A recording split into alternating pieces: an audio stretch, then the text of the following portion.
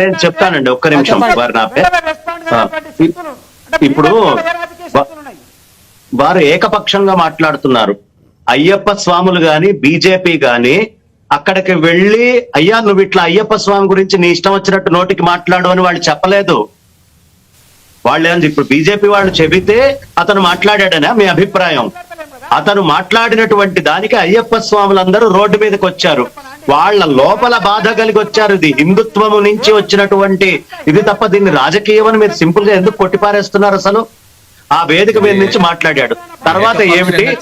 కాదు ఇప్పుడు మీరే చెప్పారు, రమేష్ గారు మీరే చెప్పారు, గద్దర్ గారు 30 ఏళ్ల నుంచి పాట పాడుతున్నారు. మరి గద్దర్ గారు 30 ఏళ్ల నుంచి పాట పాడుతుంటే వీళ్ళెవరు?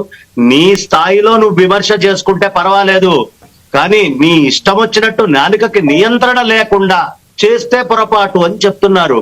ఏంటి పబ్జీ గేమ్ ఆడుకుంటున్నాడా విష్ణుమూర్తి? మేకప్కి వెళ్ళాడా? అన్నా చెల్లెళ్ళ?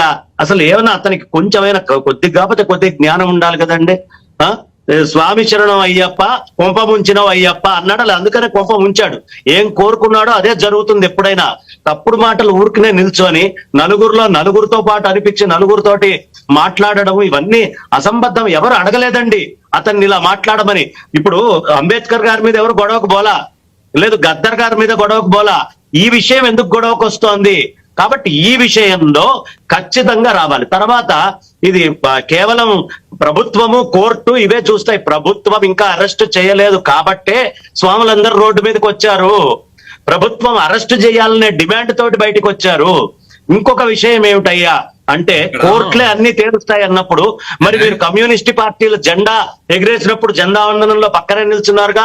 కమ్యూనిస్ట్ పార్టీ చేసేవన్నీ ఉద్యమాలే కదా, అన్ని కోర్టులు చూస్తాయి కదా అని కమ్యూనిస్ట్ పార్టీలు ఎక్కడ గొడవ చేయకుండా ప్రశాంతంగా ఇళ్లలో కూర్చోవట్లేదు కదా. కాబట్టి మాట్లాడేటప్పుడు రెండు పక్షాలు జాగ్రత్తగా మాట్లాడుకోవాలి. విమర్శ యోగ్యంగా చేస్తే విమర్శ, కానీ దాన్ని ఇష్టం వచ్చినట్టుగా విమర్శ చేసి మనోభావాలు దెబ్బతినేట్టుగా అభిప్రాయాలు దానికి అనవసరమైన చెత్త భాషని జత చేర్చి మాట్లాడటం ఇలాంటివి అసలు అవసరం లేని సందర్భంలో ఎందుకు మాట్లాడారు? ఇంటెన్షన్ ఏంటి అనేది తెలుసుకోవాలి. సమాజం విచ్ఛిన్నం కావాలనే ఇంటెన్షన్ తోటి మాట్లాడుతున్నారా? ఇవి ఇంటెన్షన్స్ ఆర్ వెరీ ఇంపార్టెంట్.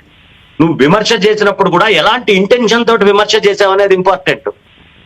రాజకీయాలు చేయదలుచుకుంటే భాజపా ఏం చేసింది, బారాస ఏం చేసింది, కమ్యూనిస్టులు ఏం చేశారు, రాజకీయాలు కాదండి. ఏ విషయానికైనా కాన్స్టిట్యూషన్, అది రాజకీయం కానివ్వండి మతం కానివ్వండి, అన్నిటికీ మూల గ్రంథం కాన్స్టిట్యూషన్. ఇక్కడ కాన్స్టిట్యూషన్ అనేది తీసుకొచ్చారు కాబట్టి రాజకీయ పార్టీలు రాజకీయం అంటే కాన్స్టిట్యూషన్ విరుద్ధంగా రాజకీయ పార్టీలు రాజకీయాలు అందరూ కాదండి. ముఖ్యంగా అదే వేదికని పంచుకొని రకరకాల విద్వేషభరితమైన మాటలు మాట్లాడిన అందరినీ అరెస్ట్ చేయాలి.